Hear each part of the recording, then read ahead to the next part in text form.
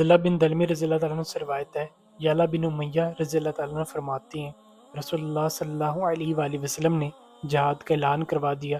میں اس وقت بوڑھا تھا اور میرے پاس کوئی خادم بھی نہ تھا۔